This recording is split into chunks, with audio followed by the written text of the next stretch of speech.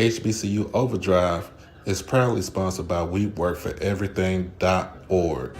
At WeWorkForEverything.org, this is for those who are trying to build for a dream with their latest hoodies, t-shirts, long sleeve shirts, and accessories and more. You can have it all here at a reasonable price. Black owned and operated out of the great state of New York. Like I said, get suited and booted. Check it out at WeWorkForEverything.org. Peace.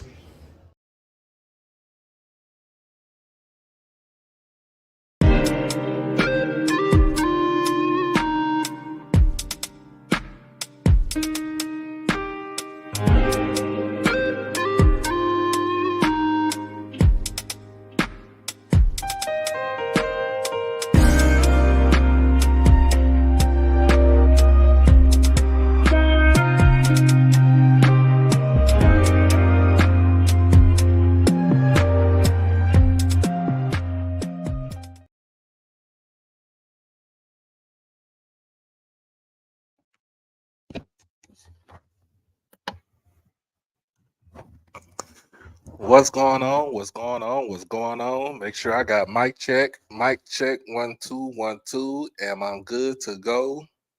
Let me know. Am I good to go? Let me know. Let me know. Let me know. Let me know.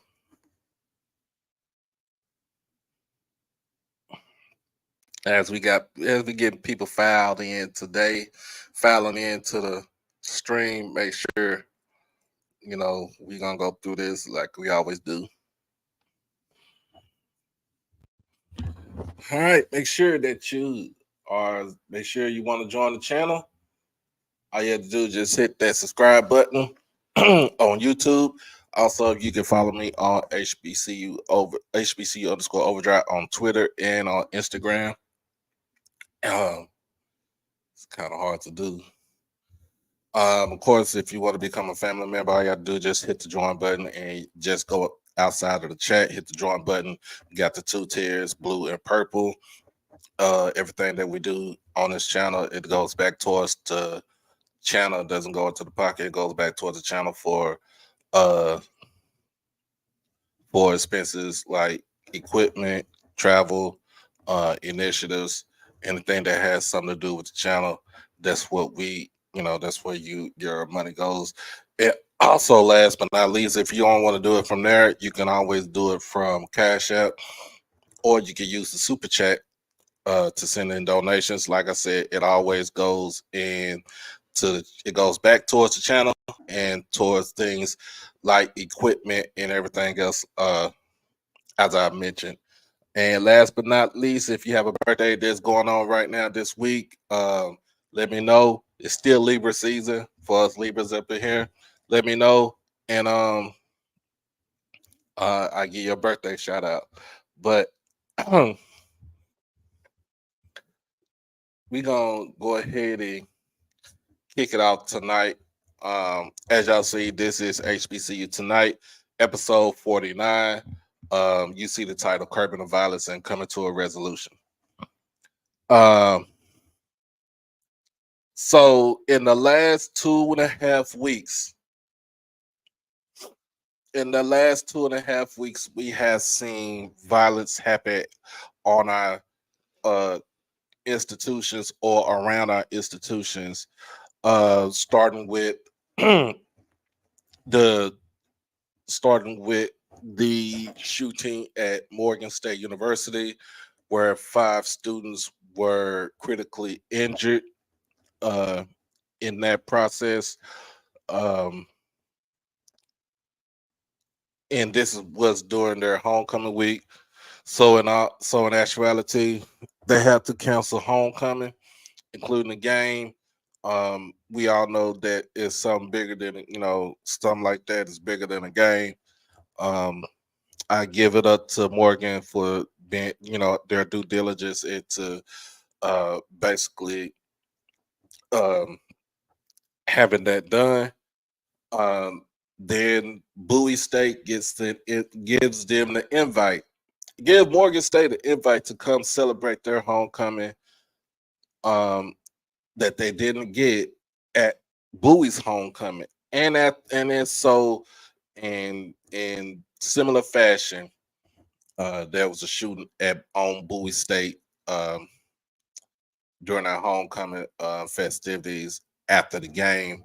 That was on Saturday night, and um, last but not least, what we heard from on Sunday.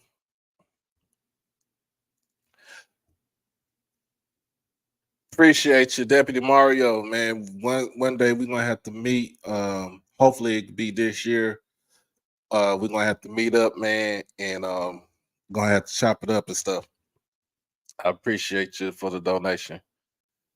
Uh, we got my guy Kaz, North Dakota State Bison. Real good fan of the show. Talked last night about what was going on, and he sent us his deep, his condolences uh to the family of Mr. Burns. But man, um, in the Morgan State case, they have come to the point where they did catch one of the guys uh, who happened to be a teenager. I think the first one they caught was 17 years old. They looking for a second one who's an 18-year-old. They're all from the DC metro area. Both of them was from the DC metro area. And basically they're still looking out for him. If they have caught him, let me know so we can give an update on that. But um, um, appreciate the um, appreciate the swift action of the Baltimore the Police Department, Morgan State Police, uh, and the DC Metro Police.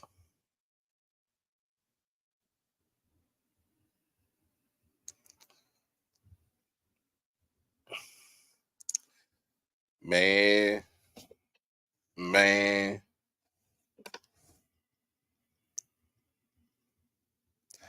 man, you ain't lying, bro. You is not lying. As everybody filing in today, as everybody still filing into the show, let people know if you can share this with folks. Let them know, come on, because this is a topic that we all need to talk about. It is not just happening at our HBCUs. It can happen at any institution, even at North Dakota State. You can say, well, there's nothing goes on in Fargo, but you never know what happens. you know Issues like this has been going on for well over 15, 16 years that um we're still having talks about this to this day. Let me see what you say. That uh, how do we keep the locals from mixing with the students? Rarely is a student on student bus. I mean, it's one of them things that deputy, like, if it's an open campus, there's nothing that we can do about it. I remember. It's funny. It's crazy because I remember back in the day with Jackson State, before they had the pedestrian walkthrough. Remember, the street used to be there, and that gate right there between FD Hall and between Dixon and Stewart was right there. You was trying to drive in on campus. There is no way they was letting you get on campus if you didn't have a student ID or a driver's license or anything like that. There was no way they weren't going, or even if you didn't have a parking permit. There's no way they were gonna let you drive on that campus. There was no way they were gonna let you drive on that campus. So it's one of them things where the we just have to be vigilant. Um, and then two, um, most students will have their IDs like around their neck or something like that to let people know. Basically Jack State PD to let them know like, hey, we're students. Um, it's it's mainly it's easy access. It's easy access. Most of the students use their money, their card to get food and stuff like that. Uh, you know, they it's easy access to where they don't have to worry about pulling it out of their wallet or their purse and stuff like that. So it's one of the things where um just locals can't, and the locals can't get into the dorm either. You don't they don't know a student, then they're not gonna go up in they can't go up into the dorm and stuff like that. But this particular incident happened at the University Point uh apartments, which of course were known as the Palisades. And y'all know, the Palisades used to be had issues at that place. Um, Students felt like they wanted to get off campus. They wanted to, students feel like they want to move off campus so they can have a little bit more freedom, save a little bit more money, but also um, try to get themselves acclimated to how it's going to be in the real world when you're paying your own stuff, you're paying your own bills, your own rent, and stuff like that. It shouldn't be to the point where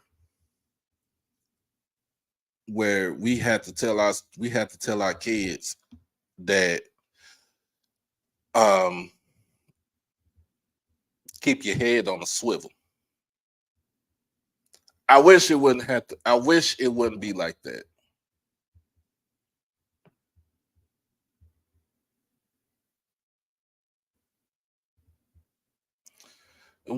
It don't have to be like that.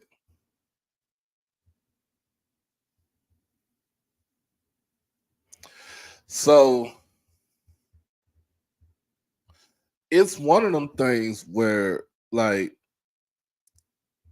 we have to kind of be remindful that some something can always happen. Something can always happen. And you know, if me with my stepson, if I let him know, he's going to the school next semester, um, and he's going to be on campus. I'm like this. You're going to be on campus. That's it. Wherever dorm you stay in, these are the things you need to do. Go to class, get your food. If you want to work out, go to the rec center, um, and then go back to your dorm room. Um, that's one of the things I'm going to teach them because I did the same thing. My mom did the same thing to me. My mom, my uncle, my stepdad, my aunt, my grandma, they did the same thing to me. You're going to go to class, you're going to eat. If you want to go and have some sort form of entertainment, you go to the student union, um, and then you know you go back to your room. And it's just a daily basis. This was just on a daily basis. Saturdays, it was up in the air, especially during football season. It's like, look, I'm going to the football game. I'm going to be with my friends. You know what I'm saying? I'm going to be insulated. It should be no problem. But I want to go ahead and read this article from earlier today, and this is from WAPT. So, um, this is coming from the father. This is coming from the father. What's going on, Jay Blue? The father of a Jackson State University student who was shot and killed on campus talked to a Chicago news station about what happened the night his son was killed. And this is what his father said, quote unquote. He wasn't a violent kid. He didn't know anything about guns or fighting or gangs, anything about that. And Mr. Burns told WLS in Chicago, he said, in a brief pause, I don't know. I never felt like this before in my life. Let's I wanna stop right there.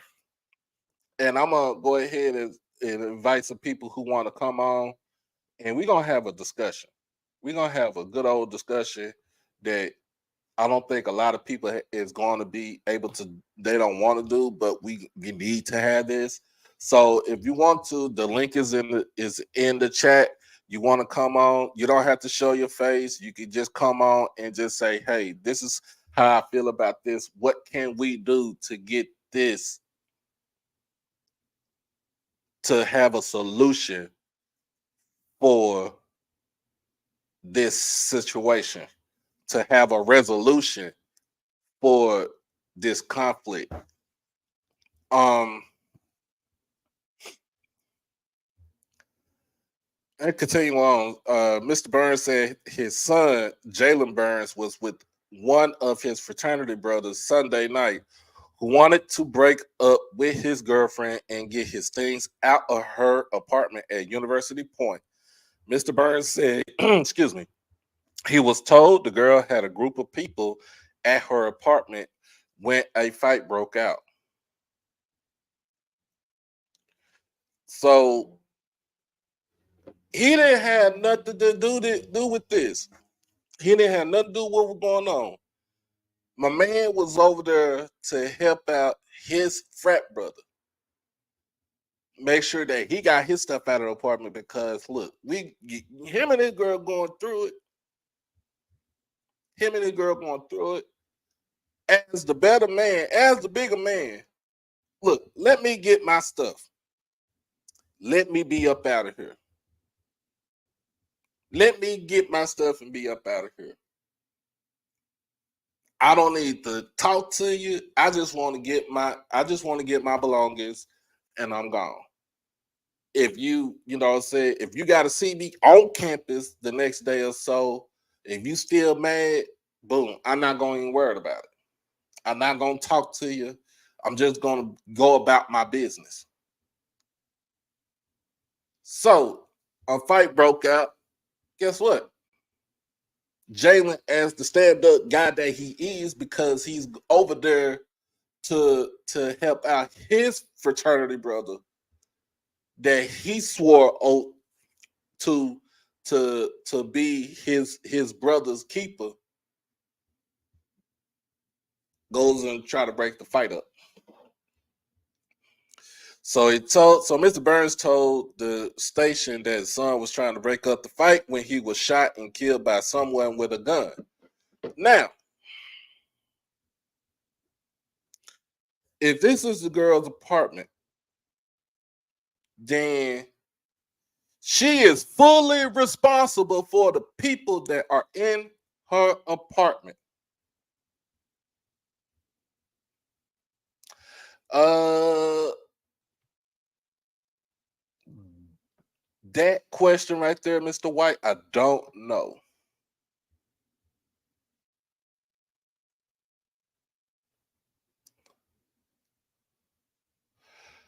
It's still okay, so it's still ongoing. Because it was her apartment and the people that were in her apartment, she is fully responsible for the people that are in her apartment. It's just like if people come to your apartment and say, "Hey, let's go swimming," you, as the tenant of the said apartment complex, are responsible for your guests.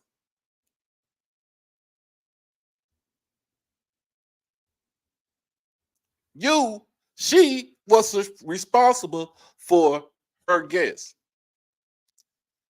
He, and when I'm saying he, I'm saying to the guy that was going to get his stuff was in the right to say, "Hey, I'm coming to get my stuff, and I'll go." And it's crazy because we've all been through that, y'all. Please, I've been through that. Break up with somebody. If I stay with somebody or they stay with me, we break up. They come to get their stuff. Okay, you get your stuff. I'm not gonna say nothing to you. I probably make a little bit of small talk, but I'm not gonna say nothing to you. I'm going to let you know you get your stuff, and then if you got a key, let me run that key back to me. You got anything that belongs in the apartment, run that back to me.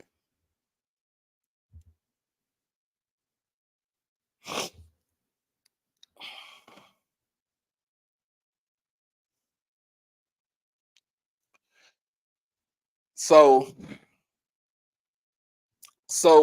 as a stand-up guy, Mr. Burns, Jalen Burns, goes and try to break this fight up, and then somebody had the unmitigated gall to pull out a weapon and to start shooting and unalive Jalen Burns.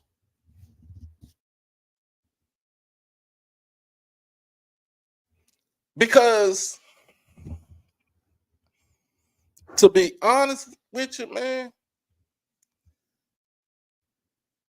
we have seen this plenty of times. And I'm talking about as domestic. That was it was domestic to the it was just a domestic dispute. I'm coming to get my stuff. Let me go. If she my whole thing is if she didn't want to break up with the guy, then that's something that they need to work out. They need to talk about. They need to talk about. But and I know if the girl you know who's in your place. You know who had a piece. It's Jackson for crying out loud. It is Jackson, Mississippi. We all know. I've been to Jackson when I was in school. We all know how Jackson get down.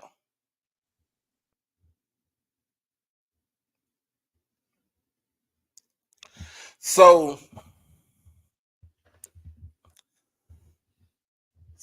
my thing is the police need to go ahead and get the girl in. She needs to go on to be the bigger woman and say, "Hey, this person had the gun. This person was shooting at at at said individual, or was trying to shoot at said individual."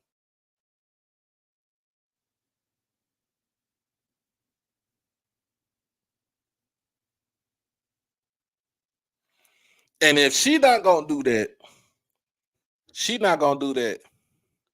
She ain't no better than she ain't no better than the damn drug dealer selling dope on the damn street.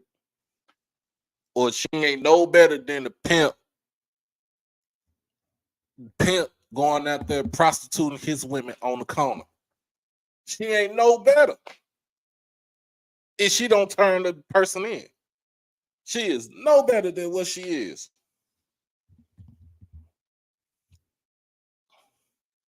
But I'll be real honest with you. I'll be real honest with you. You better make sure that you ain't that this dude, that boy ain't got no type of family in Mississippi like that. That actually know who he is. That actually loved him for who he was. Cause believe me, they gonna come after you. They gonna come after you.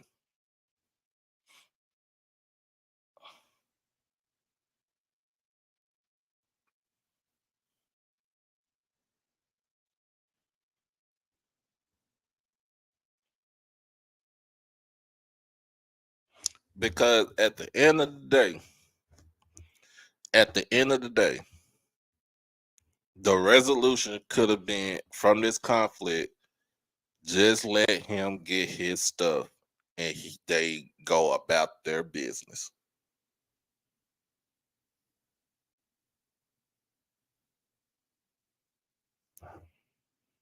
At the end of the day, the resolution should have been let this guy get his stuff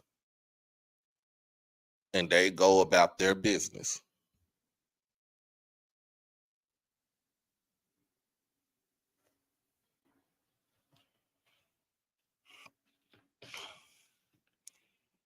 But in the end, but it's crazy because we shouldn't have to have our kids live like that.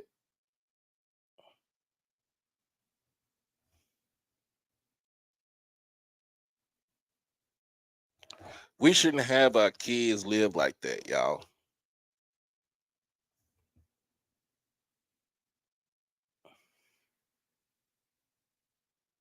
We should. We should not have our kids live like that. Ain't no way in the world I'm gonna send my kid hundreds of miles away and put them in the hands. I've, in a sense, I trust Jackson State. Put them in the hands of Jackson State and say, "Here, make him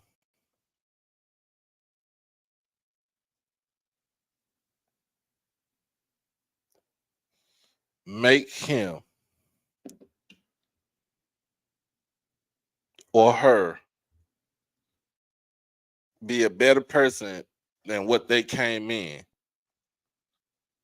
from the time they was a freshman."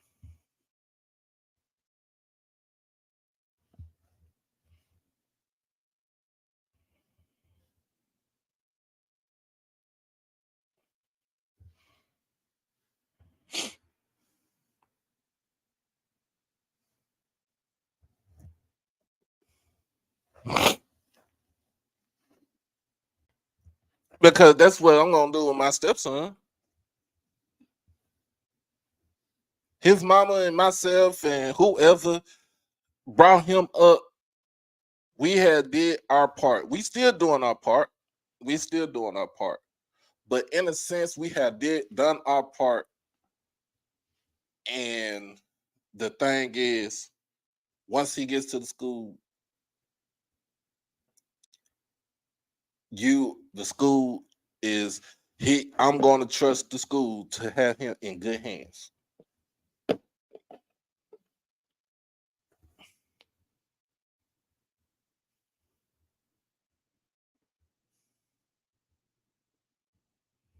So,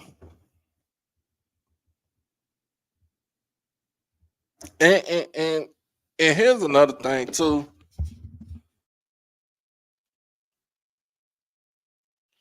Here's another thing too.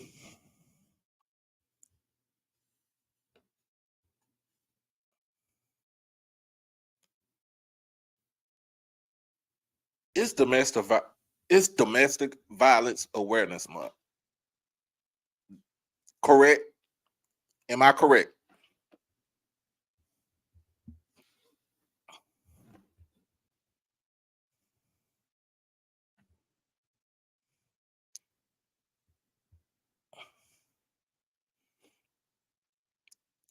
Instead of, like I said, instead of him going there by himself, and like I said, it was going to be some sort of issue. It's going to be some sort of domestic violence. He brought his brother along. He brought his frat brother along.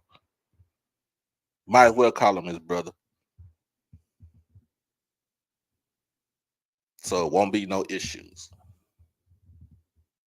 It won't be anything going on. It won't turn anything out the way. And now the crazy thing is That young man got to replay everything. Is going to replay everything in his mind about what he saw Sunday night.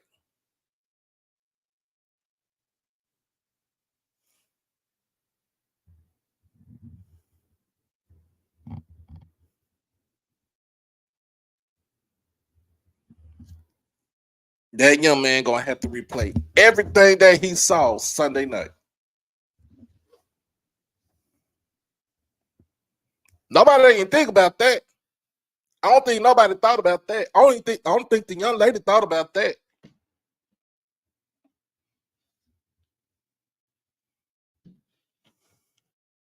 I don't think the young lady thought about that. This young man is going to replay everything that he saw Sunday night. He's going to recall everything that he saw Sunday night. And it's going to start eating him up. Because in a sense, and I'll be honest with you, he's going to feel at fault that his brother is gone.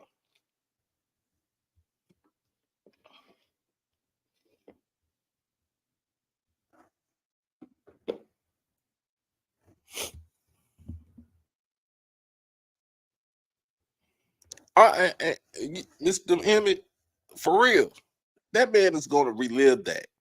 He's going to relive that. He's going to relive that. And she's going to relive it because it's the fact that you got a conscience. Your conscience, when you relive it, your conscience is eating at you. It's poking and prodding at you.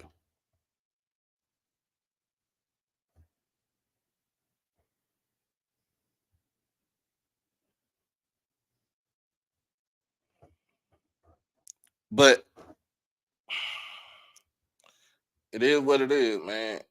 And we just got to come up with a resolution. The chat, the link to the stream is in the chat. If you want to join, come on and join. Let's talk some more. Let's get some more. Let's get some dialogue going on. We got 72 people on this stream. Make sure that you like the stream, but make sure that you go and share this with folks and let them know they need to come on and listen to what we got to talk about.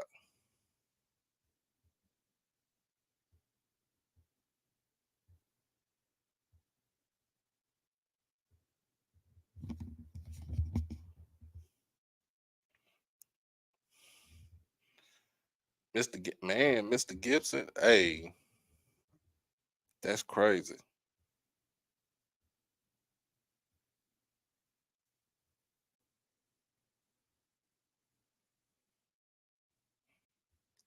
This is a third. Um, another thing. Another thing. I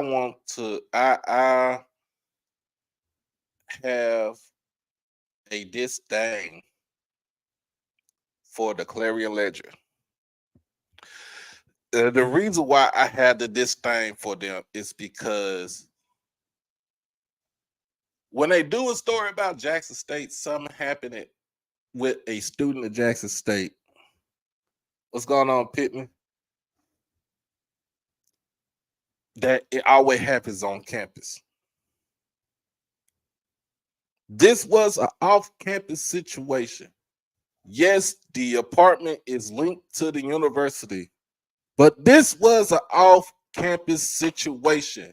Stop telling that. Stop putting it in the damn paper or on the news that this was on campus.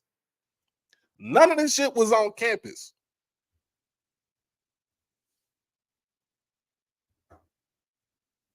None of this stuff was on campus.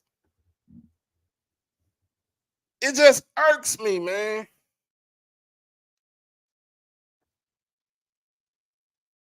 And it irks me. And then they doing that, excuse the story, excuse the narrative, and then we're gonna have people out there again saying, "Well, somebody was telling the truth that Jackson was is terrible." Hi, Dr. Lori, how you doing?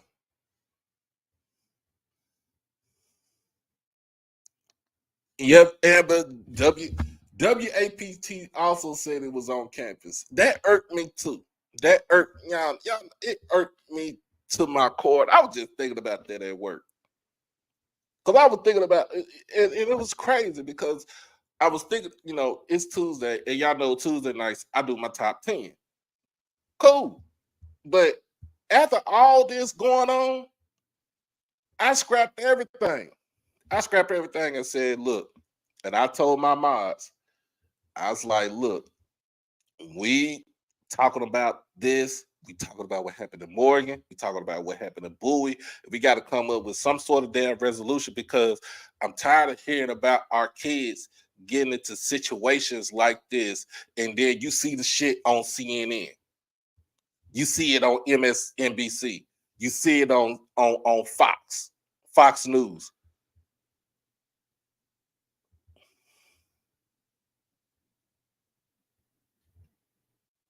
I just get tired. I just get tired of it. And it's so crazy because this weekend, it was just crazy. We was talking about this last night on Ken's show. Shout out to Ken and Zoe now, man, because Ken had a powerful message with what he said last night before we started talking about football. But I was in I was in the chat last night and I was talking, I was talking to my boy and Big Antonio, straight out of Memphis. And I told him, I was like, look, it was a shooting at the state fair here in Dallas, and they had to shut down the fair. I go to the fair down there every year since I was a baby. And of course, I understand like we're fighting because when you got DISD school day for the fair, it's like Royal Rumble up in there.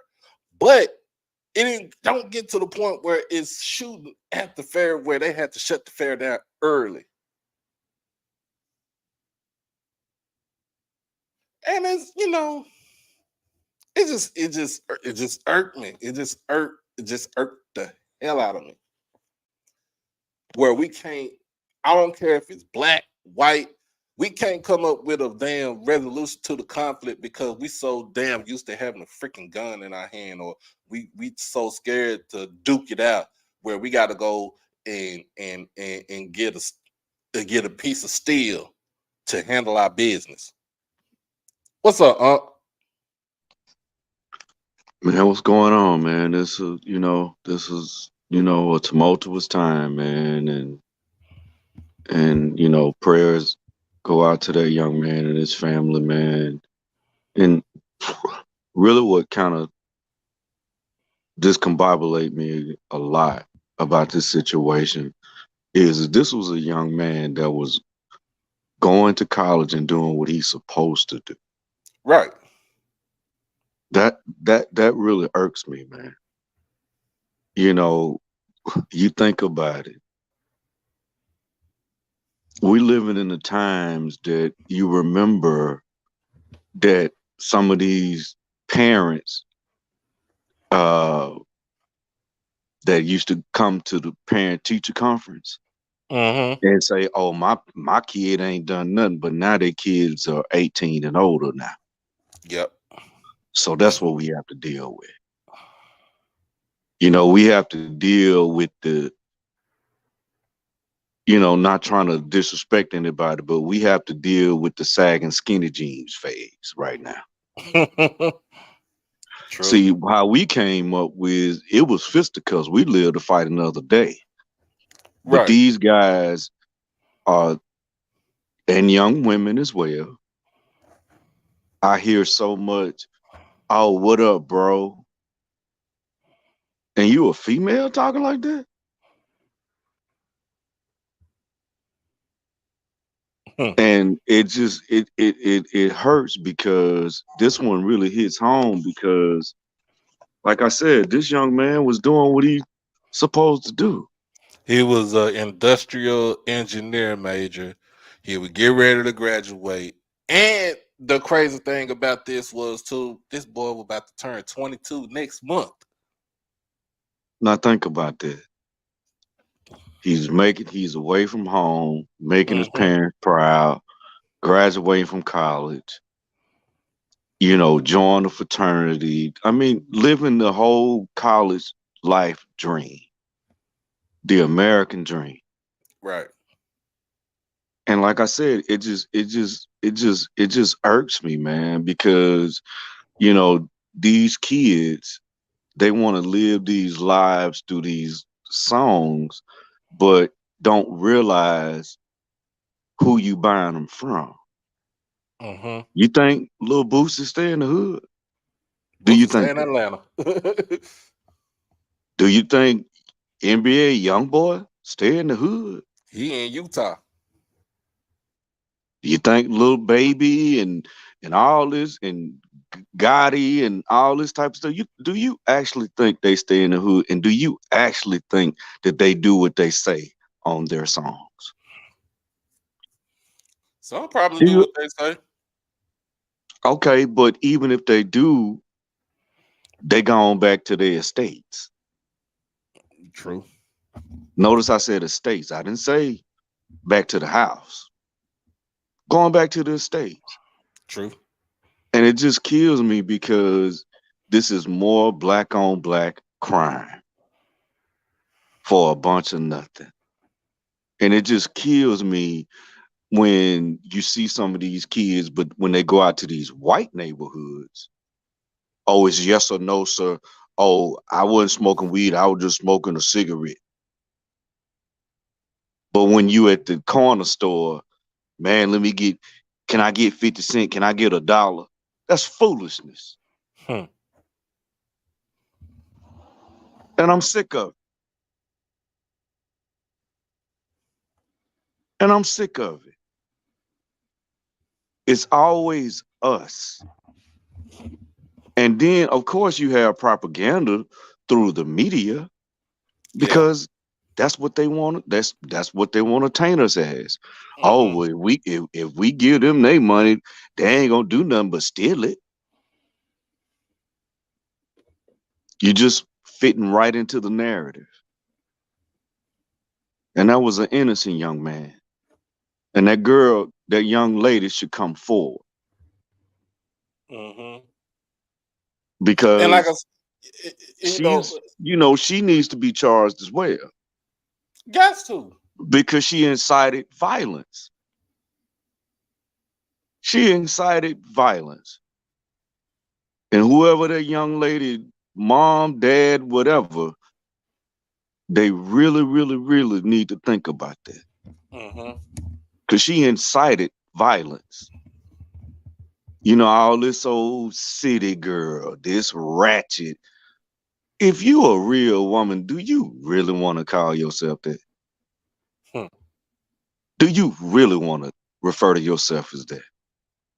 If you a man, do you really want to, say that you out here thugging it? Do you really want to just, classify yourself as that? Mm-hmm. I mean, it's just sickening. And what kills me is always our culture. It's always us for a bunch of nothing. Woo. Hold on. Kyle said, "Woo." He said he stole a car as a teen. Mama beat him with a golf club. Yeah, your mama beat you after pin.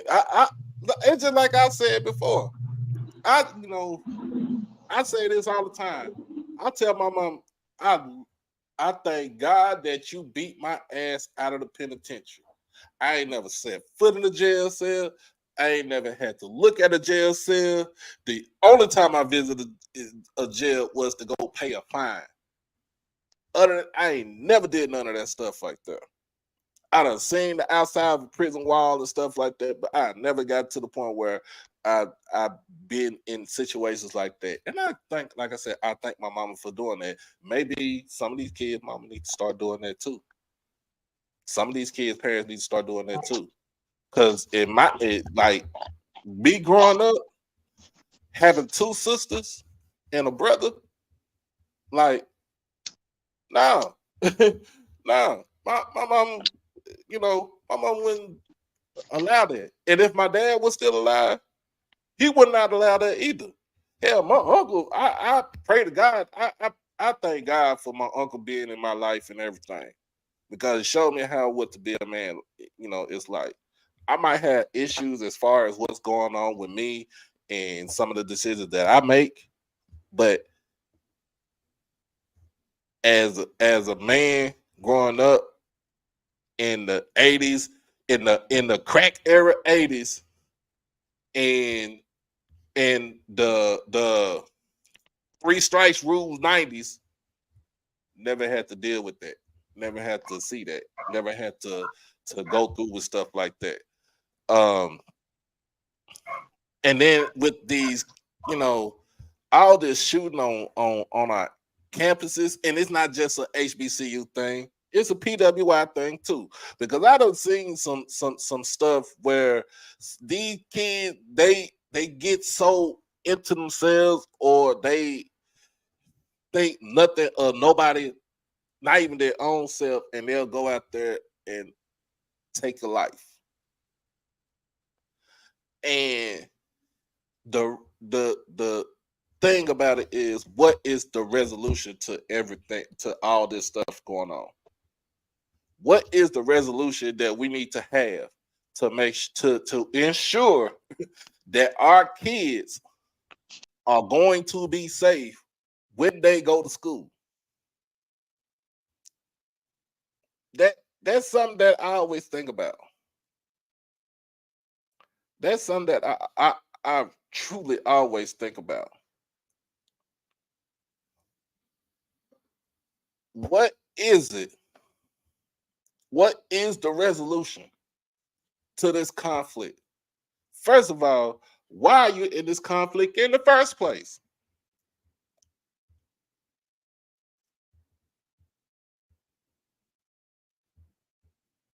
Yes, sir, Mister Edwin. Yeah, we seen it. We seen it we seen it here in Dallas.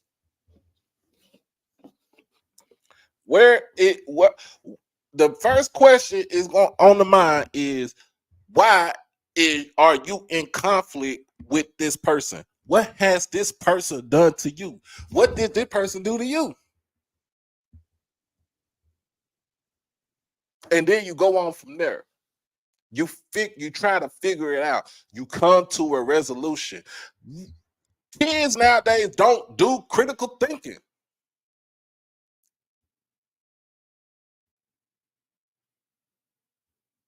Kids nowadays, kids nowadays don't do critical thinking for nothing.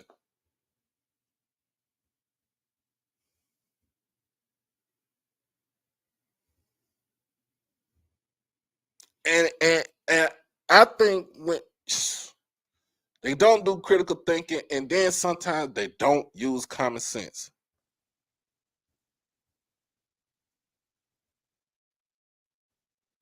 And that comes not only from what they see from the outside, is what they get from the inside too. Because if you're a parent that don't teach your kids how to critically think for themselves, or just like what Uncle said, if you're a parent that say, "Well, my child is it don't do nothing," but you realize that you found out, especially during COVID, when it was quarantine time, that your kid was bad as hell in school, and you got to deal with it.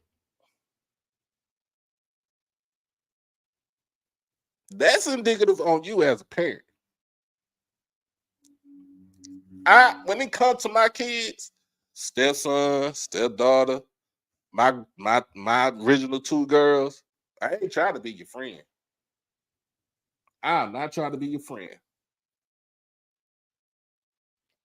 We can do stuff that make it seem like it's friendly, that it's friend like, but I ain't trying to be your friend. I'm trying to be your parent.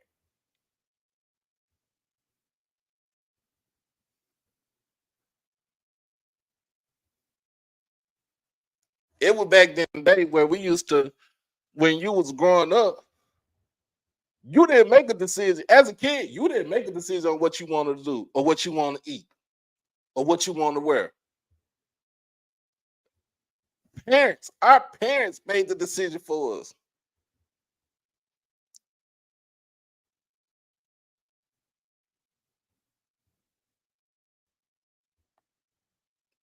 it's something that we just gotta. I don't know, man. We just gotta fix. We gotta fix the conflict. We gotta come to a resolution, or we gotta stop a conflict before the conflict gets deeper and further down to some that we saw. We heard on what's happened on Sunday.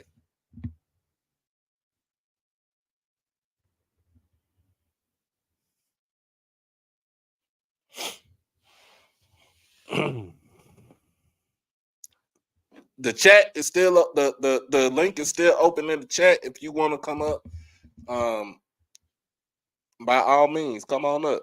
Let's have a conversation. Let's have some dialogue.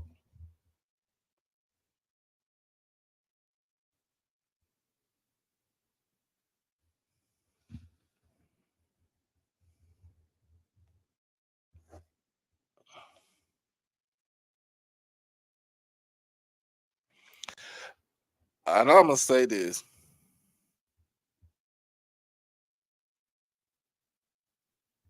that father that's in Chicago, I don't know what side he on, but he got to come all the way to Jackson to get his son and take him back home to Chicago.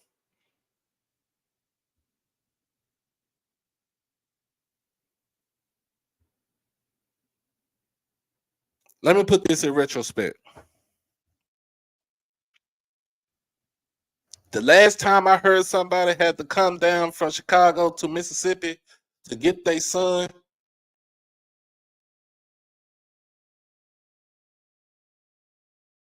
was Mrs. Till to get her son Emmett. And that was 68 years ago. Put that in retrospect. Think about it.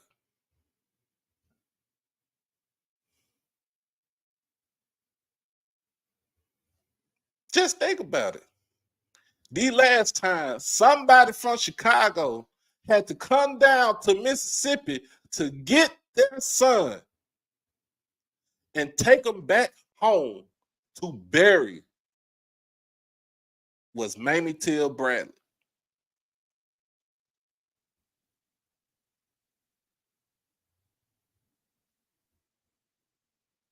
1955. And I'm not saying putting in the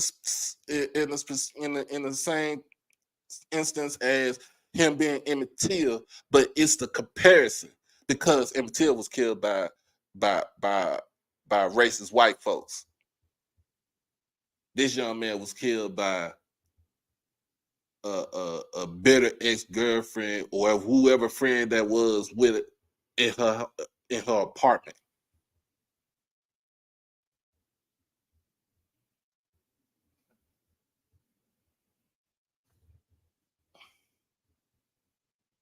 Just think about it, and it's crazy. It's that's the only comparison that I had right there.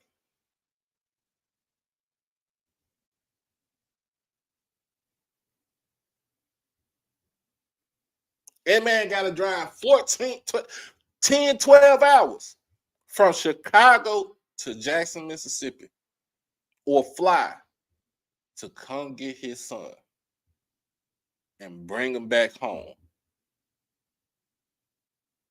to tell the people in Chicago that his son died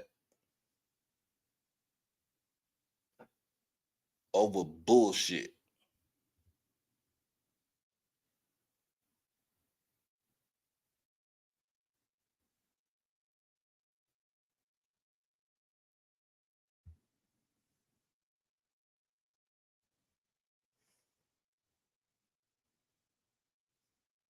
That gotta go take his son back to Chicago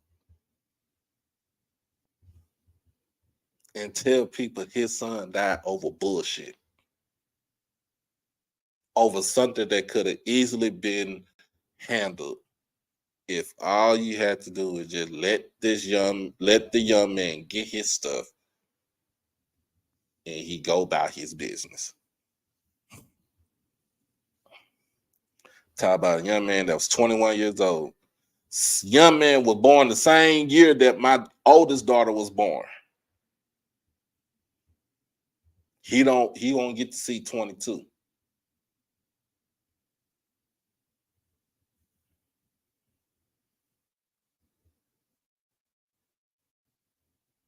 Was an industrial was an industrial engineering major. I can't fathom to be a major for to major in something like that. But he did. This man pledged Alpha Phi Alpha. What this last year or in the spring, and then turned around and became the chapter president.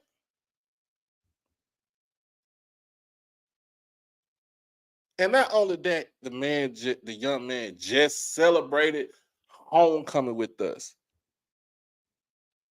He celebrated homecoming with his frat brothers, celebrated with his partners, celebrated with whoever came down to Jackson to have fun with him.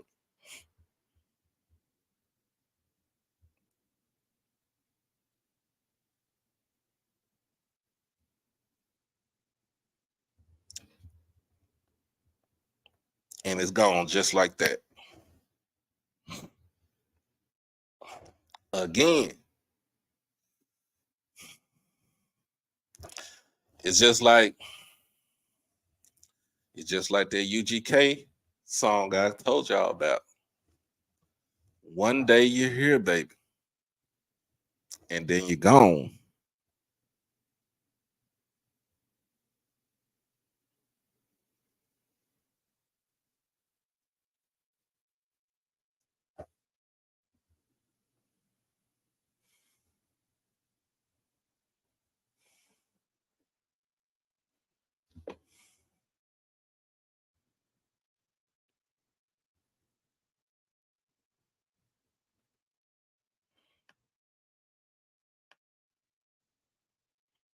Even though we lost the homecoming game, it was still a celebration because it's homecoming.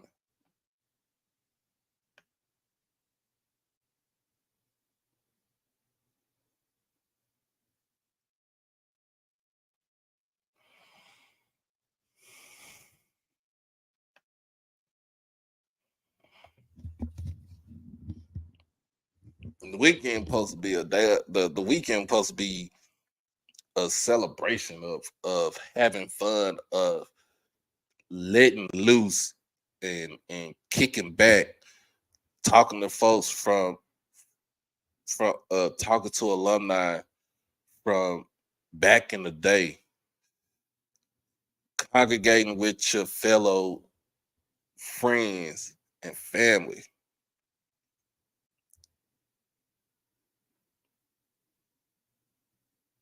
And now we sit on a Tuesday, October the 17th, the year of our Lord, 2023,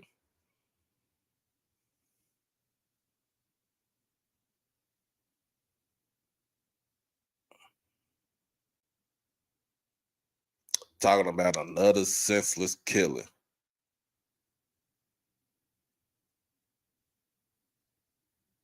with our young people.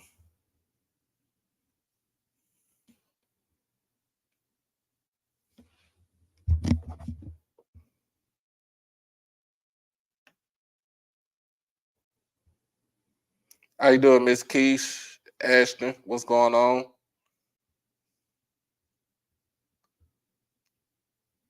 Tony, how you doing?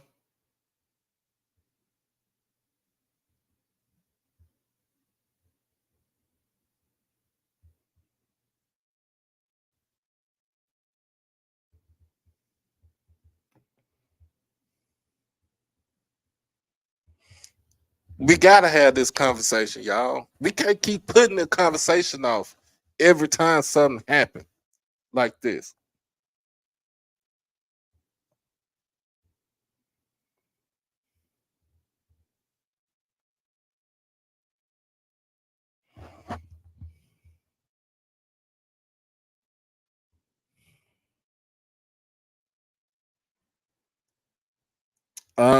I haven't got any, and I haven't got any update about what the students from Morgan State and what their status is. But um, talking to my guy Banks, Markham Banks, who was an alum, he was an alum of Morgan State, played on the team, football team, and still lives in Baltimore. From what I'm hearing, he said that the students are getting better. The ones that were, you know, shot, they are getting better, but it's going to take some time because it's that PTSD. PTSD is going to kick in real hard. Um, Ashton, we talking about the senseless, the violence at our institutions, and how can we come to a resolution?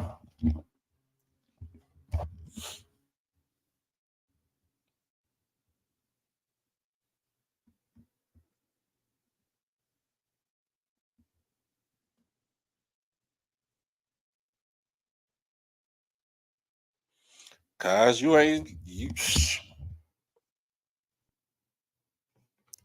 ain't lying, man. You are not lying.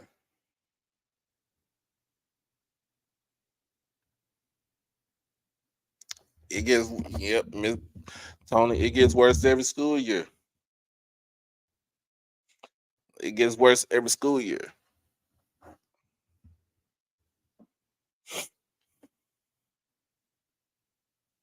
And this can happen on any campus. Happen on any campus. Doesn't matter if it's HBCU, predominantly black institution, PWI. Hell, it can happen at an Ivy League school.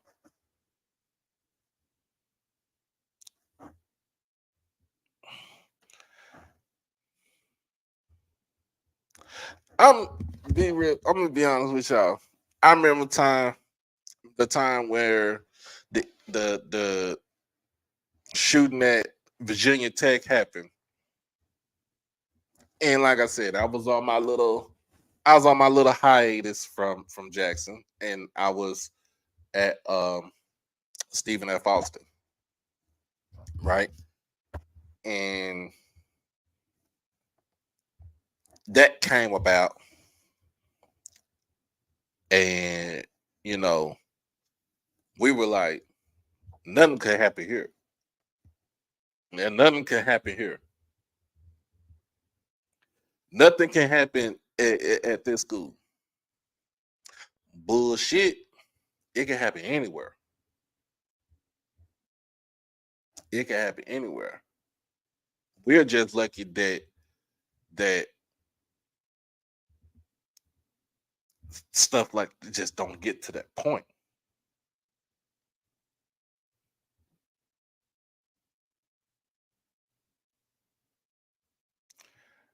Oh, Deputy Mario, I'm gonna send you the link. I'm gonna send the link to you right now. Just hit that link and let's get a conversation started again.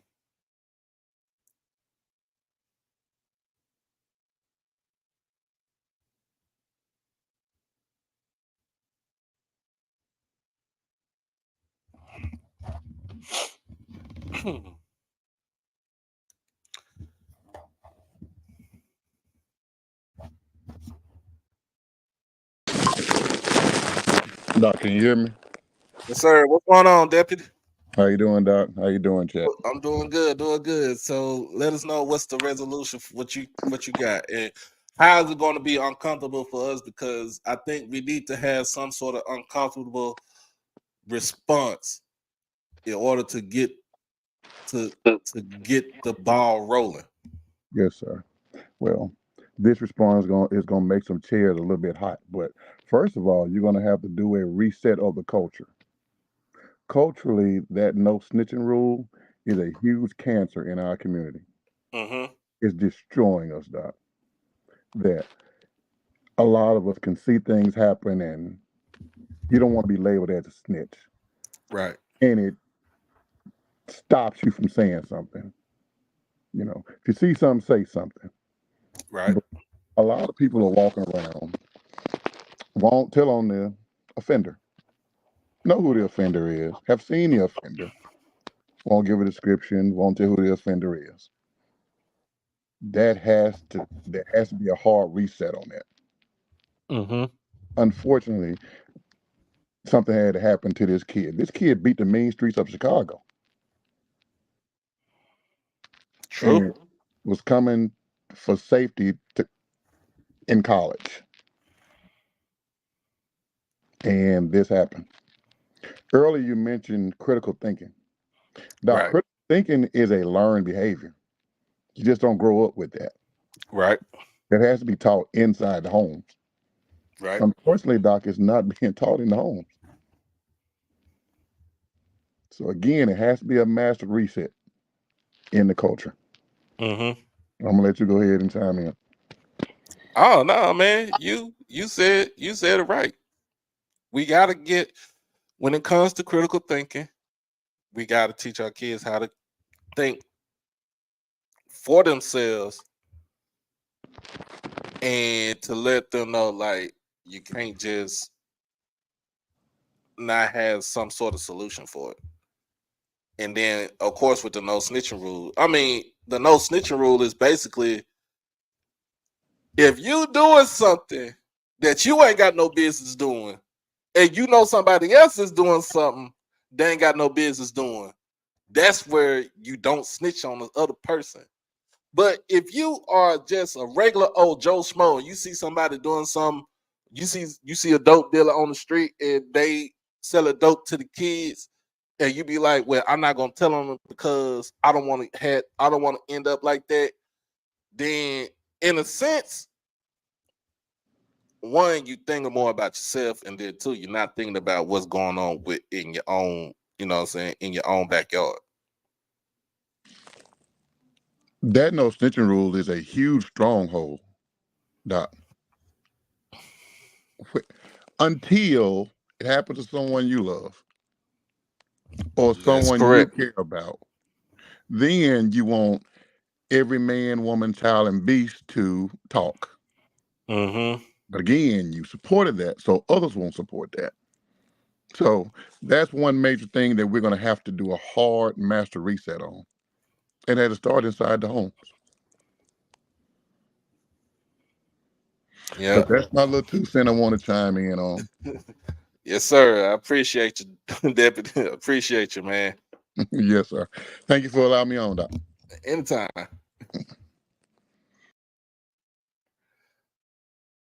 I mean, I mean, I'm just saying. And Sonny Boone, you said regular Joe Blow ain't gonna snitch. I'll be honest with you. I'm a regular Joe Blow.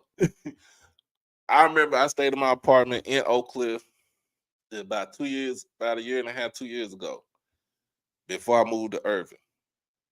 And I heard some, heard and seen somebody get shot.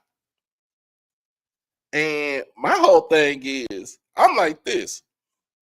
I see it. I'm look. I see it. I'm calling the authorities because first of all, for my own safety, you know what I'm saying, and for the people that stay downstairs from me, like we had no issue, we had no business. We don't need to hear nothing like that. That doesn't need to come in. If I pay my money to this apartment complex, you're supposed to make sure that you keep the riffraffs out. Nobody don't stay up in here. Keep them out. If they, we are in control of our guests. You know what I'm saying? You gotta let them know, hey, you can't come up in here and act, with the rah rah and with the foolishness. So I'm like this. I was like this. 911. Yeah, I need you to come to Pacifica Apartments, 7550 South Westmoreland Road, Dallas, Texas. And they was there in like 5 minutes. Talked to a detective, and he was, you see, I was like, look, I seen what happened. The people, that The person that did it got in the car, drove off. I don't know about the other dude that got shot, but my whole thing is, my whole thing is, as a tax-paying citizen that goes and vote every year and that does what he has to do, I have to live here. When my daughter come, when my youngest daughter come in, because I stayed in a 2-bedroom at the time, and she had her own room, I had my room. When she come in, I want my child to feel safe. I want my child to feel safe. But that's just a story. That was just something that I, when it came down to that. So um the link is still in the chat. Make sure if you want to jump in the chat, jump on the stream. Let me know what you want, give out your 2 cents um about the situations at hand. Um other than that,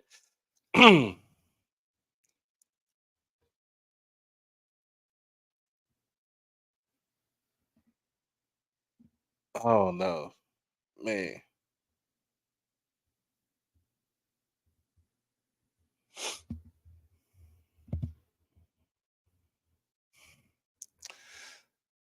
And the crazy thing is,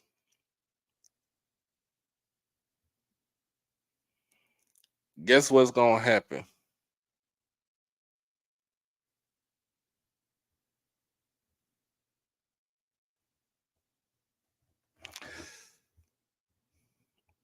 All this news that everybody's saying, that people are saying about our institutions, they're gonna take this story or whatever and skew the narrative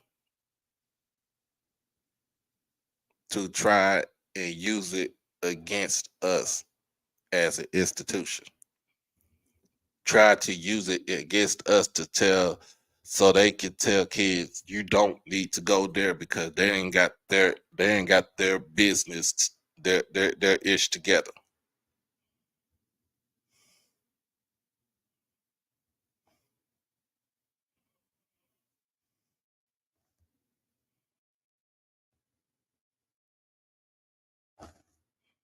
That's what's gonna happen.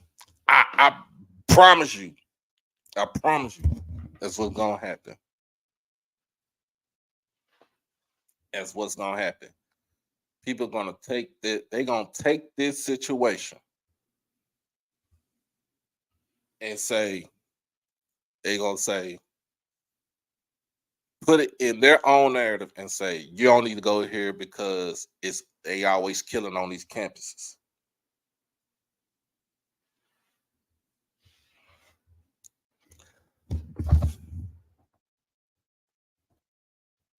Well, not the Lord. I wish I'd have known that, but you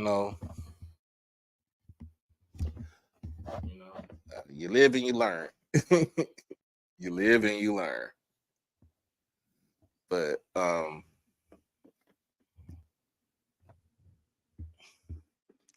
it's gonna be bad for recruiting, not just for the sports. It's gonna be bad for bringing students in for a quality education.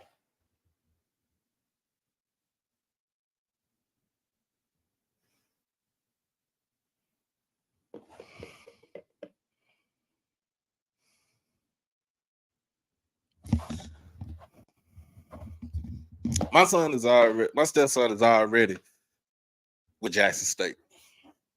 He just doing his stuff online. When he get on, when January comes, we're making that drive down Interstate 20, and wherever dorm he's gonna stay in, we're gonna move him into his dorm, and we're gonna instill in him, hey, you don't have to follow the crowd, but be a college student, live your life, have fun, but remember, your education is going to come first and foremost. Your livelihood is going to come first and foremost. So don't you remember, don't you forget that.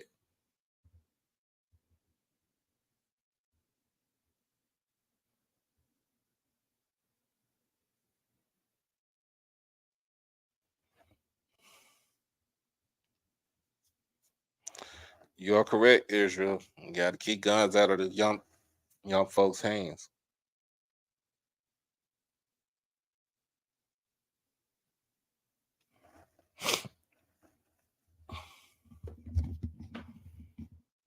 And Israel, condolences to your frat brother. So I want to say that first and foremost.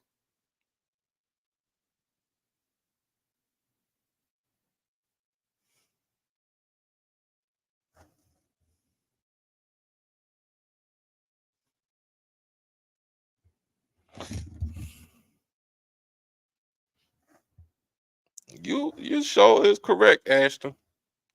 You sure is correct.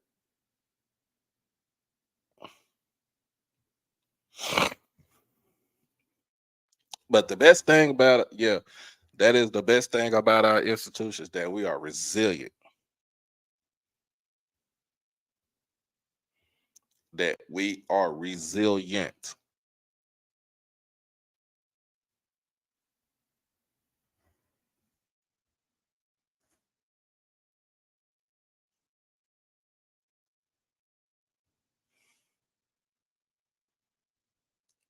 Uh, Mr. Emmett, Mr. Ford was on here. What was he was on here Sunday. He was on there Sun Sunday.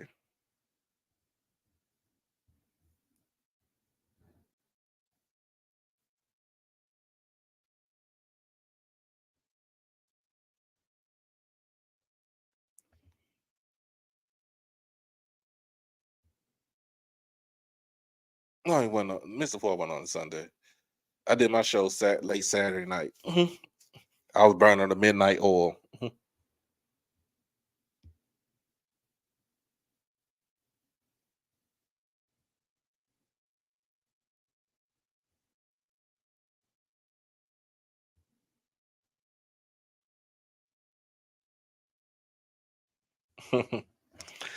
But yeah, like I said, tonight was supposed to be my top 10 show tonight. Um, I know Thursday, I really don't do too much on Thursday, and I know Wednesday because I don't get off until like I get off at 8 and I don't get home till about 8:45. It'll be crazy to do a show and then cutting into Ken's show. Don't want to do that because I want to make sure that everybody tunes into that. But yeah, Mr. Ford, where you at, Mr. Ford? Oh, Mr. Emmy, he didn't come on Saturday night because like I said, I got off late. I got off at midnight, so I didn't get home till about 12:20. Hey, Mr. Campbell, don't even go there, man, because the Braves got swept. I still feel hurt, but hey, it's a Texas team in the ALCS. So either way it goes, a Texas team is going to be in the World Series. How about that?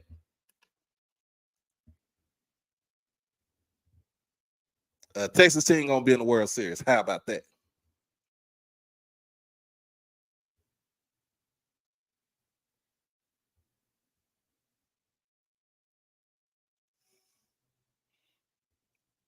Don't have Miss Lori. Don't get Dr. Lori. Stay in. Dr. Lori, stay in. Stay in. I want to ask you your Dr. Lori, if you can, I want to ask you get your input about this.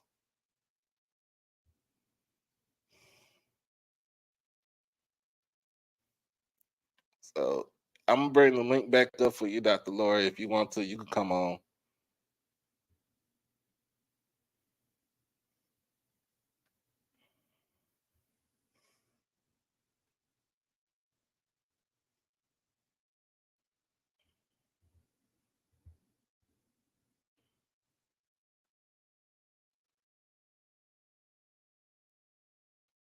Yes, Dr. Lori, I want you to give me your perspective about what's going on. I want your perspective.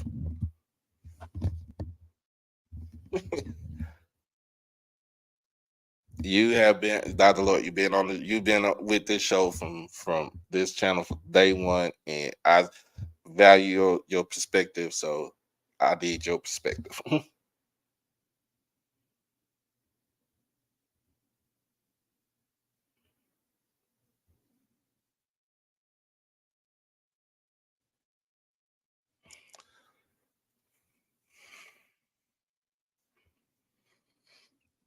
Oh my goodness.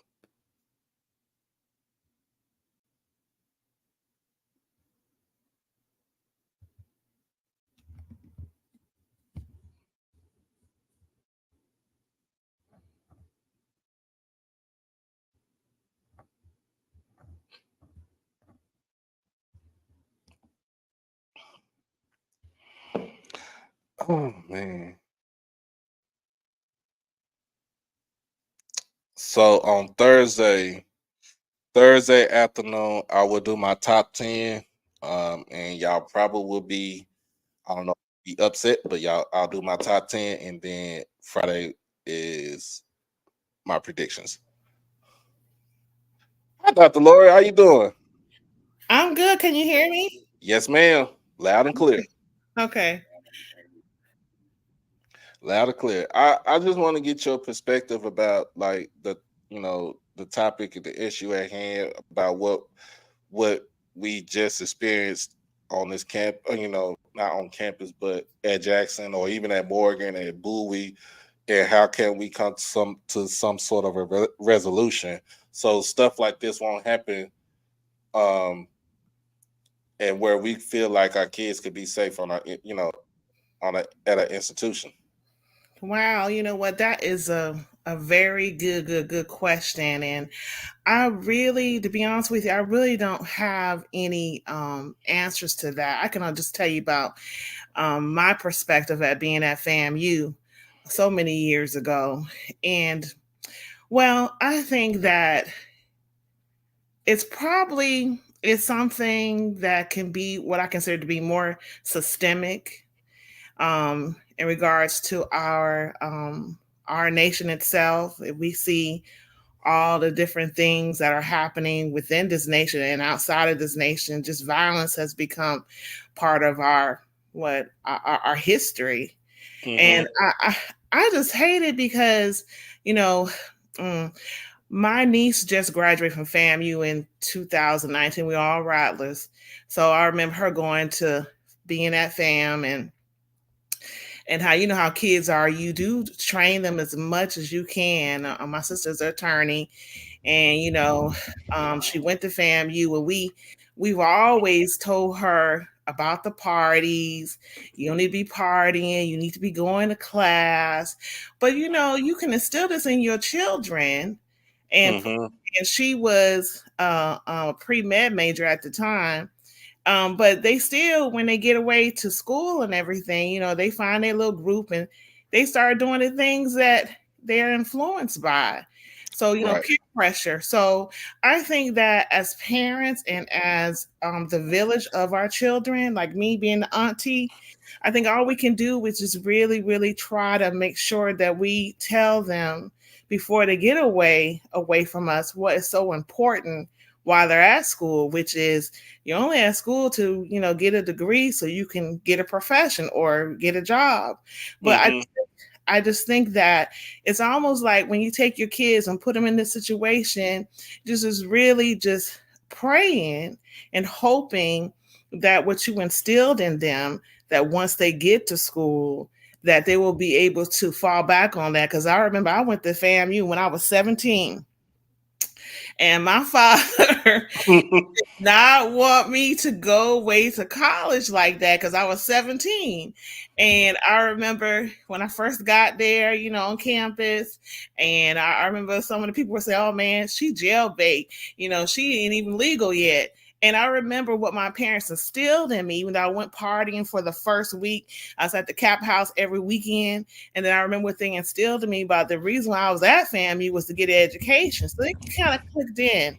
So I Right. think that we as parents and part of the village of our children, we have to impart to them the most important thing for them is to become educated. And where's the best place to become educated is at a HBCU, and that the institutions have to be able to take the next part of what our parents instilled in us.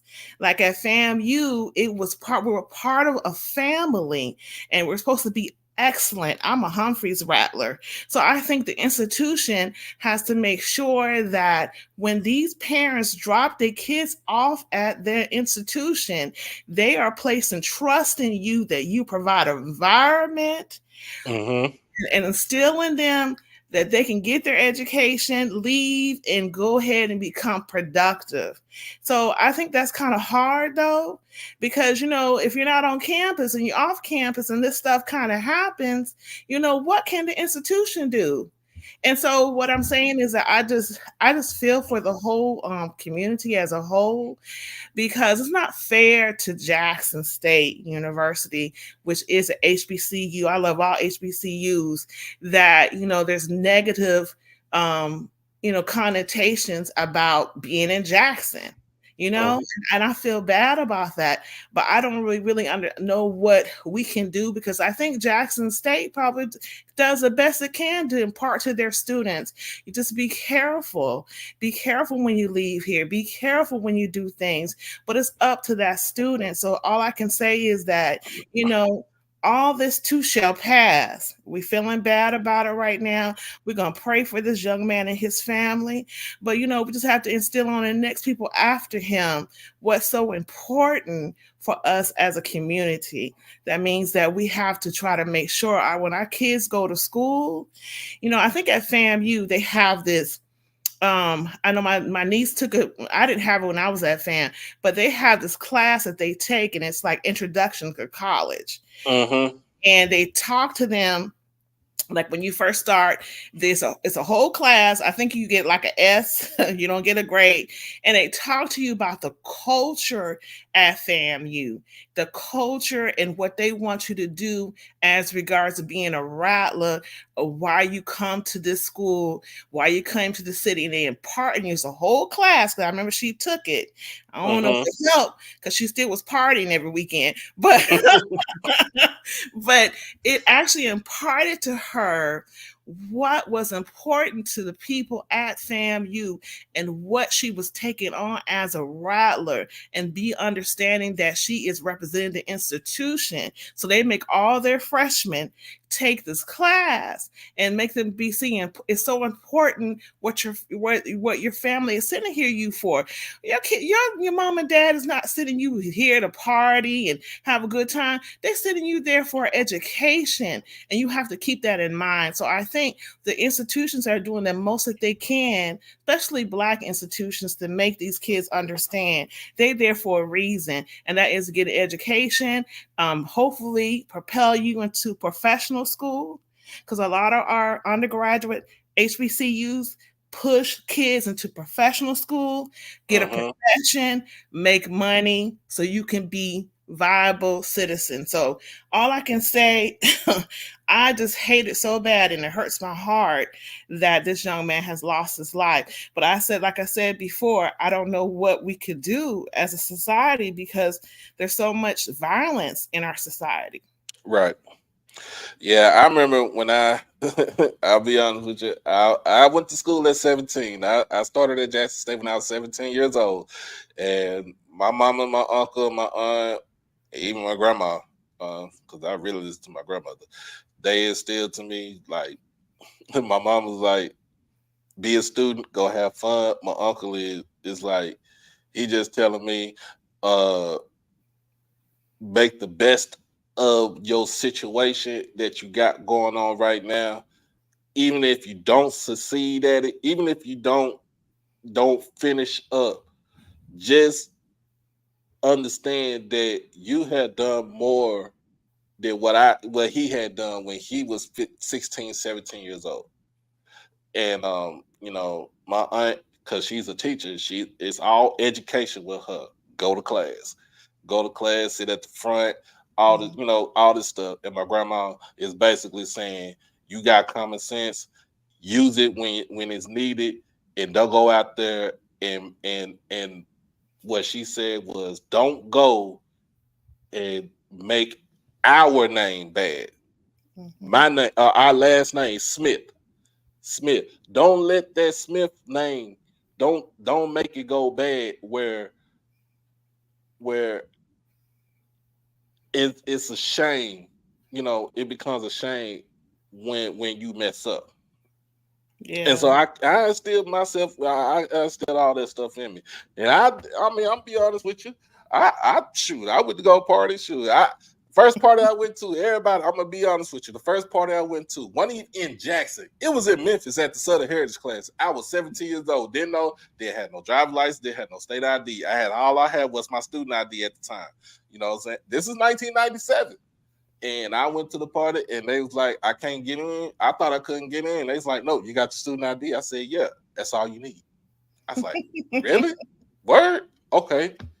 Uh, but it's in a sense though that because we had families, everybody on here on this chat or in this that's watching this show, we had individuals or people in our family to instill in us what we had to do to make sure that we don't Mhm.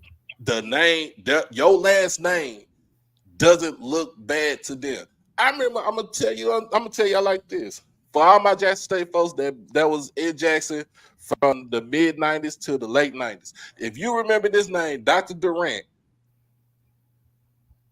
this man had my mom's phone number. He had my mom's phone number because he was the vice president of student affairs. So if you got in trouble, you see him. This man had my mom's number, and he called my mom, and he was like, Miss Smith, and he was from the islands. He was from the Bahamas, so he had a little Bahamian accent. He like Miss Smith, your son is not doing so well in at school. He's not going to his classes all the way through. I need you to either talk to him or you need to come down here and see him. My mama and my everybody, my stepdad too, jumped in the car the next day. They got there in 5.5 hours. It takes 6 hours to get to Jackson from Dallas. And then I wouldn't even say 5.5 because I think my uncle was driving. And it took them at least 5 hours to get to Jackson from Dallas.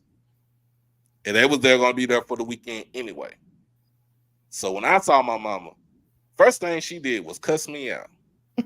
She cussed me out and she smacked me in the back of my neck and told me you need to do better. Yeah. Wow.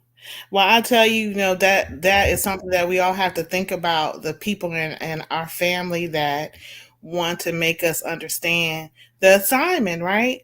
I mean, we Mm-hmm. have to understand the assignment. Why we are there is to get an education. And a lot of times, the extracurricular stuff you need to leave behind. So when I went to FAM, I was a pre med biology major. So I think like the first semester, I partied a little bit, went to the Capitol House. Steve Campbell probably is in the chat. He know about that, the Capitol House. He used to go there every weekend. He used to go every weekend, and then party. But then I got old.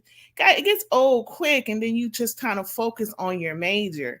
And since I was Mm-hmm. a biology pre-med major, and I know I want to go to medical school, I already knew what the assignment was, and I knew there was no way that I was going to go back to that little country town in Florida where I'm from. See, Right. back in the day, FAMU used to have what they call open enrollment. That means that a lot of people that couldn't go to college or didn't have the SATs, the FAMU would allow you to come on Mm-hmm. a basis of writing an essay, and then they don't do that now. Of course, oh my God, you can't get into school now, but they will allow. So a lot of people that was at FAMU at the day when I went, we were from the backwoods of Florida. So we Mm-hmm. didn't have nothing to go back to but those little country towns in which we as Black people couldn't get the jobs that we need unless we had education. So Mm-hmm. FAMU was it for us. And Right. so we can go back home unsuccessful. And my parents instilled that in us about, making sure that we understood that we had an opportunity that FAMU had gave us. And I was focused on going to medical school. And my sister, when she came, she was on, a few years after me, was focused on getting into law school. So we had the saying now that you can get from FAMU, you can get anywhere. And so we were focused on the assignment, and the assignment Mm-hmm. was to get the education. So I think that if we instill in our children what the assignment is before they get to these schools, like STEM, push STEM on them quick and early, Right. that when you go to school, and I know it's hard because I said we just had my niece go through there, and Mm-hmm. she partied now, but we got her through FAMU. She partied, but it's just like we have to make our kids understand the assignment is protect yourself, because sometimes if something happened to you, ain't not they don't consider Black lives important, saying nobody gonna do nothing about it. So make sure you focus and keep as much as you can to what your assignment is. And your assignment is to get that education, get that degree, and get up out of there. And I Right. think that we just need to make sure that we have our children understand that we love them and we don't want nothing bad to happen to them. So we got to have that conversation with them before they leave. My father had that conversation with us, with all of us, about that. We need to be careful because if something bad happened to us, there was nothing that him and my mom could do about it. And so he wanted us to be focused on what the assignment was. And in our family, it was education. It was Right. education. If you can get to school and get that degree, you're going to be straight. And my dad has always pushed that to all his children. So what I'm saying is that I just feel so bad about what happened to that young man. And I feel so bad for the family, but I don't know as a whole what we can do as a community to make sure this kind of stuff stops. But I know one thing, that we need to focus on the assignment. And I really focus on making sure that we get more Black males to be accepted into medical school and dental school, because they're not right now. We have a shortage of Black male doctors. Mm-hmm. And so it's unfair to the Black female doctors, because when they're in medical school and they look across the way to who their partner's going to be, it's going to be some white boy that they're going to have to hook up with and marry because there's no Black men in their class. I mentor a lot of young Black doctors and a lot of female doctors, and they don't see the Black male counterpart. So what I'm saying is that we need to just focus on getting our Black males to where they need to be. TSU has its pipeline line program with my alma mater, which is Meharry. I went to Right. Meharry. And if you go to TSU, you can go straight from TSU into medical school. So because there's a shortage of Black males right now. So we need to focus on making sure we get our Black males out of the undergraduate programs alive, so they can Right. go to these professional schools and become doctors. So that's one of the things I focus on. But I just hate this happens. So I really can't say what we can do, but just pray. Right. And like I said, this young man is a month away from turning 22. He was getting ready to graduate this year. He was chapter president Alpha Phi Alpha, the Delta Phi chapter at Jackson State. He was in a C 100 Men of Excellence. He was a industrial engineering major. This kid had, I think this kid had a very, very, very bright future ahead of him. And it all got taken away because somebody brought a piece of steel to the party. And it wasn't even a party. It was just the fact that he wasn't even involved in this. This young man was basically going, he was with his frat brother because his frat brother wanted to get his stuff from his ex-girlfriend's apartment. And it's crazy that like I said, his friend is going to have to relive this over and over and over again. Yeah. So people that knew this kid, for the students that knew of this kid right here, and that knows who his frat brother is, go talk to a counselor. I'm just saying, go talk to a counselor. But also make sure y'all go find this young man and go embrace him because he's seen a lot in a very short time. If y'all get what I'm saying, this young man seen a lot in a very short time. So, as a student, as an alum, or whatever, go shower this young man with love and let him know that it's not his fault about what happened to his friend, about what happened to his chapter brother. It's not your fault. You didn't know that somebody had brought a piece of steel to the situation where it could have just been handled easily. Get your stuff and go.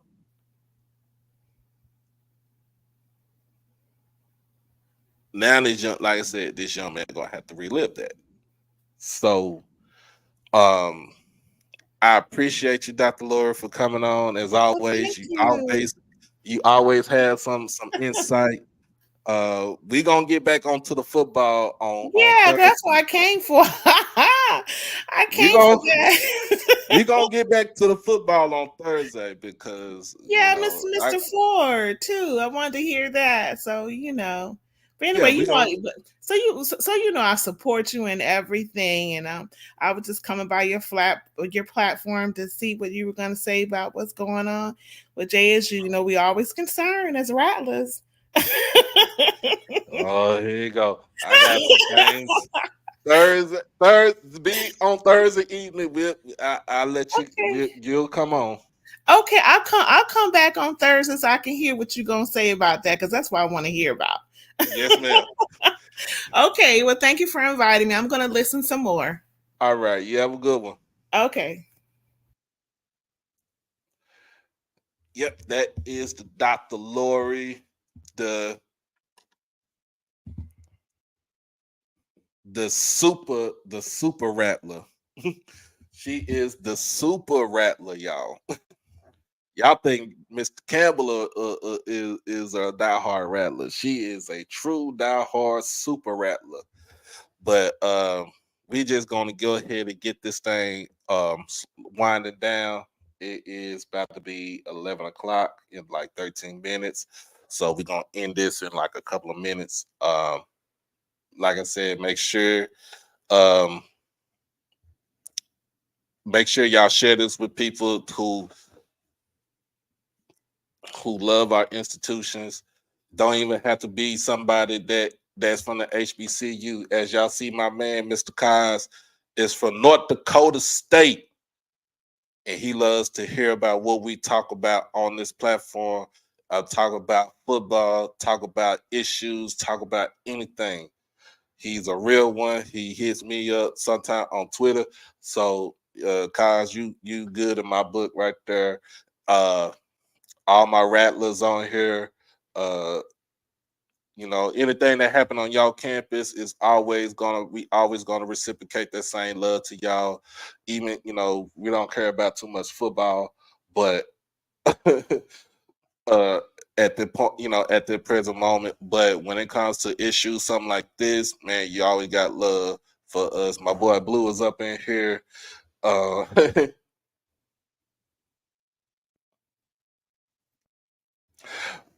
oh, Deputy, man. So I'm on the gridiron. I'm on Gridiron Bullies.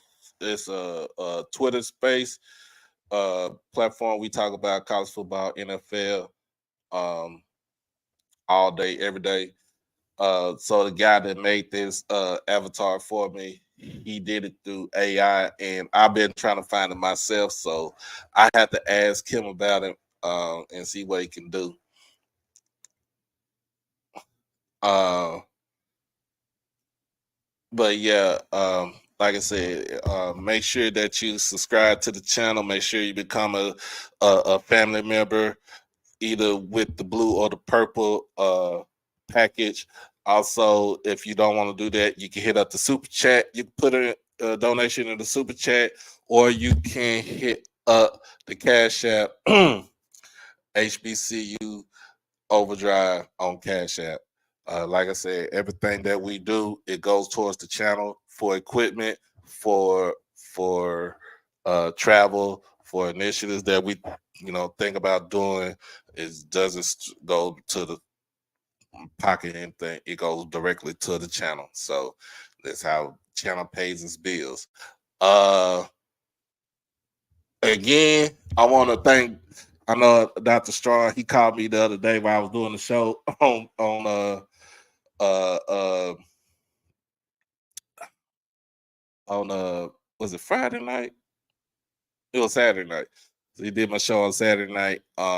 He asked me about the camera that he donated to me, and I told him, like, look, it's working real. It works good. I just got to get a piece to it to where I can transfer from the SD card to my laptop, so I can put those pictures out there and the video. But the camera is good. I appreciate Dr. Strong for sending me the camera, donating the camera to me.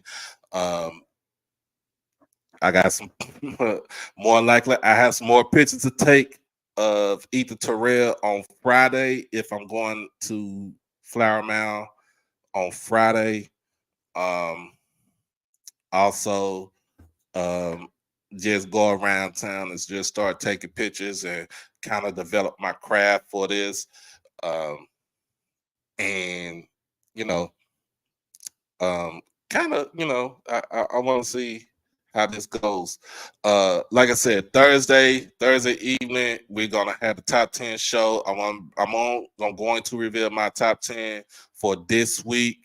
Uh, on Thursday, Friday is going to be the preview for Saturday's games. Um, and I see what time I go in on Saturday. Um, More likely, if um the game, I'll probably do either Saturday night show or Sunday afternoon. I think I do Sunday afternoon as a post game. But other than that, I appreciate everybody that came and stopped by and showed love to the page. I thank Uncle Said, Deputy Mario, and Dr. Lori for giving insight and having the conversation that we need to have. Uh,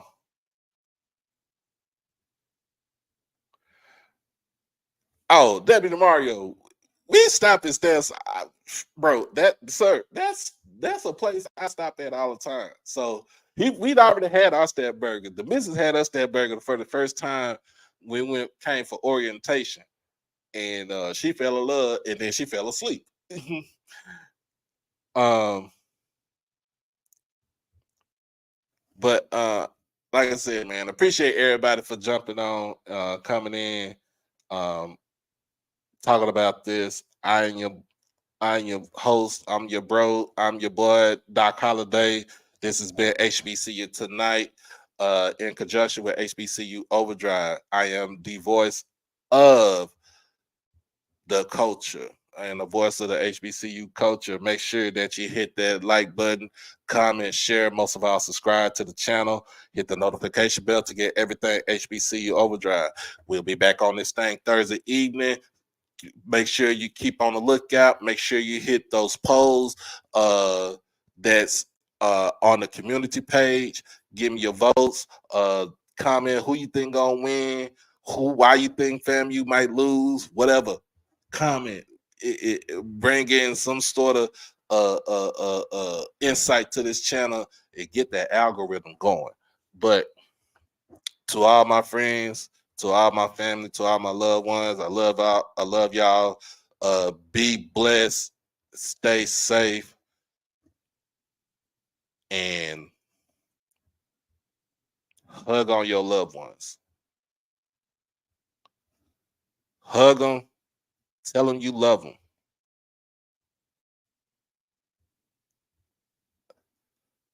Like UGK said, one day you here, baby, and then you gone.